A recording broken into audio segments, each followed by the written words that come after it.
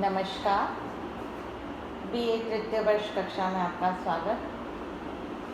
मैं डॉक्टर अनीता जैन आपको समाजशास्त्र विषय के संबंध में जानकारी देती हूँ। आप सभी विद्यार्थियों से मेरा कहना है, आप मेरे YouTube चैनल्स को सब्सक्राइब करें। उन वीडियोस को जो आपके लिए अपलोड किए जाते हैं आप उन्हें देखें, ताकि आपको कोविड-19 के चलते आपके पाठ्यक्रम को पूर्ण करने में सुविधा रहेगी। आज हम जो टॉपिक पढ़ने जा रहे हैं वह है मैक्स वेबर के द्वारा धर्म के संबंध में दिए गए विचार। समाजशास्त्र में मैक्स वेबर ने धर्म संबंधी अध्ययन कर जो योगदान दिया उसे सबसे महत्वपूर्ण योगदान माना जाता है। आपने विश्व के 6 प्रमुख धर्मों हिंदू, बौद्ध, ईसाई, इस्लाम, कन्फ्यूशियस व यहूदी धर्म का व्यापक अध्ययन किया और इसी आधार पर धर्म की सुंदर समाजशास्त्रीय व्याख्या आपने प्रस्तुत की। और वेबर के द्वारा किए गए धर्म संबंधी अध्ययन एवं गहन व्याख्या हम इनकी कुछ पुस्तकों में देख पाते हैं। उनकी जो प्रमुख पुस्तकें हैं धर्म से जुड़ी हुई, उनमें है the Protestant ethic and the spirit of capitalism, the religion of China, the religion of India, ancient Judaism आदि उनकी महत्वपूर्ण पुस्तकें हैं। इन सभी पुस्तकें जो थी वह जर्मनी भाषा में लिखी गई थी और बाद में इनका अंग्रेजी अनुवाद हुआ। वेबर ने विश्व के प्रमुख धर्मों का अध्ययन कर धर्म व सामाजिक घटनाओं के पारस्परिक गुण संबंधों को मालूम करने के लिए अध्ययन में किसी एक कारण को अध्ययन की सुविधा के लिए कारण मानकर अध्ययन तो किया जा सकता है, परंतु एक कारण को हम निर्णायक नहीं मानते। अगर इसे हम निर्णायक मान लेते हैं तो यह हमारी सबसे बड़ी भूल होगी, जैसा कि कार्ल मार्क्स ने किया।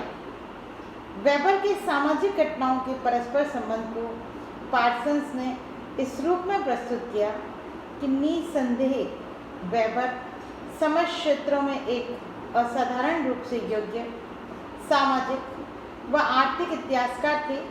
वह इस कारण आप सरलता से अपने बाकी शैक्षणिक जीवन को एक महान ऐतिहासिक अध्ययन की पूर्ति में लगा सकते थे, पर ऐसा करने की बजाय आप सर्वथा भिन्न अध्ययन क्षेत्र की ओर मुड़े और समस्त महान विश्व धर्मों के धार्मिक आचारों व उनसे संबंधित सामाजिक व आर्थिक संगठन के मध्य पाए जाने वाले संबंधों के विशुद्ध तुलनात्मक अध्ययन में लग गए।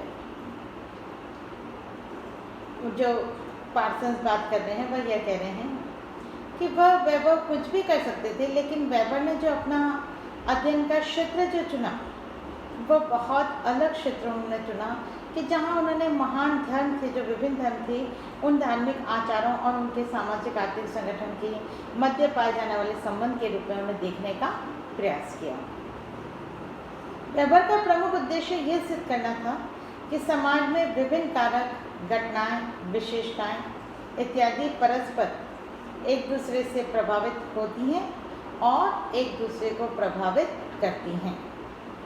वेबर ने धर्म संबंधी जो अध्ययन किया उसके आधार पर वह यह स्पष्ट करने का प्रयास किया कि आधुनिक पूंजीवाद सर्वप्रथम पश्चिम के देशों में ही क्यों आया, अन्य देशों में क्यों नहीं आया।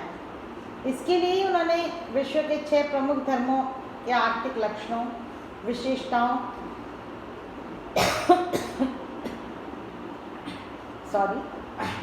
आचार संहिताओं आदि का तुलनात्मक अध्ययन किया और धर्म का प्रभाव सामाजिक संगठनों व आर्थिकी पर क्या पड़ा उसी के संबंध में वेबर ने विश्लेषण भी किया। अपने इस 6 धर्म के अध्ययन के आधार पर उन्होंने इस बात को प्रमाणित करने का प्रयास किया कि प्रोटेस्टेंट धर्म और पूंजीवाद के बीच महत्वपूर्ण संबंध है और इसलिए जो उनकी पुस्तक थी Protestant ethic and the spirit of capitalism, उसमें उन्होंने बताया कि प्रोटेस्टेंट धर्म में कुछ ऐसी विशेषताएं हैं जो कि उन आर्थिक नियमों की व्यवस्था को उत्पन्न करने में सहायक हुई है जिसे कि हम पूंजीवाद कहते हैं।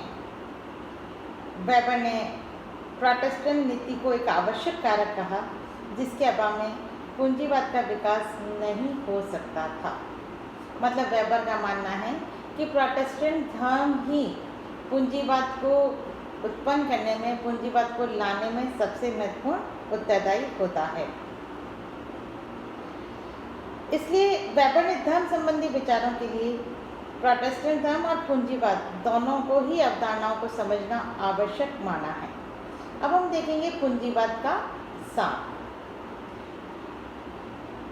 वेबर ने पूंजीवाद की विशेषताओं को बचपन से ही अपने परिवार में बहुत नज़दीक से देखा। अपने चाचा कार्ल डेविड वेबर में व्यक्तिवाद तथा आर्थिक आचरणों से संबद्ध नैतिकता का एक सुंदर मिश्रण पाया। वे गांव में घरेलू उद्योग पर आधारित संगठन के संस्थापक थे। कठोर परिश्रमी, दिखावे में विश्वास न करना, दयालु और तर्कपरायण व्यक्तित्व के धनी थे।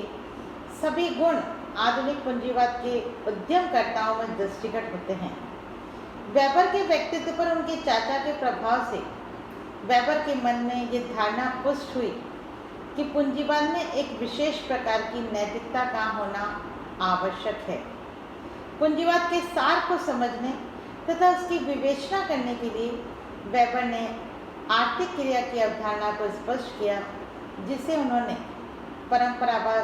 परंपरावाद कहा। परंपरावाद पूंजीवाद में ठीक विपरीत आर्थिक क्रिया है और वेबर ने उस स्थिति के रूप में वर्णित किया जिसमें व्यक्ति अंश मात्र लाभ प्राप्त करना चाहता है। मतलब पूंजीवाद में तो बहुत अधिक लाभ प्राप्त करना चाहता है और परंपरावाद में बहुत कम लाभ प्राप्त करना चाहता है।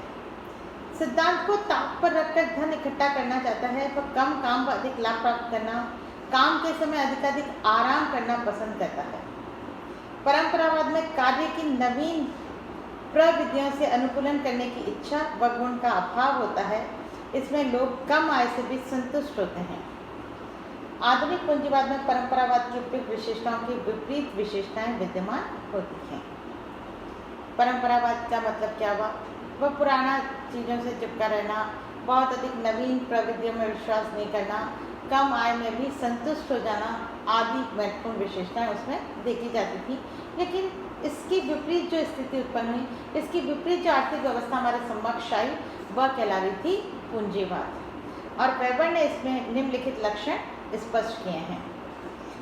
आधुनिक पूंजीवाद में व्यापार, वाणिज्य और उद्योग बड़े पैमाने पर व्यवस्थित, संगठित एवं वैज्ञानिक विधि से संचालित होते हैं व मशीनों से उत्पादन किया जाता है। दूसरी चीज़ क्या थी? उद्योगों से उत्पादित वस्तुओं की विक्रय भी एक संगठित व्यवस्था होती है। और तीसरी कार्य कुशलता पर ज़्यादा से ज़्यादा जोर दिया जाता है। इसलिए श्रम विभाजन और विशेषीकरण का विशेष ध्यान दिया जाता है। श्रम विभाजन मतलब कार्यों को अलग अलग बांट देना। विशेषीकरण का मतलब है किसी भी कार्य को करने की विशेष योग्यता रखना। वह चीज़ कहलाती है विशेषीकरण। सबका उद्देश्य अधिक से अधिक लाभ कमाना होता है।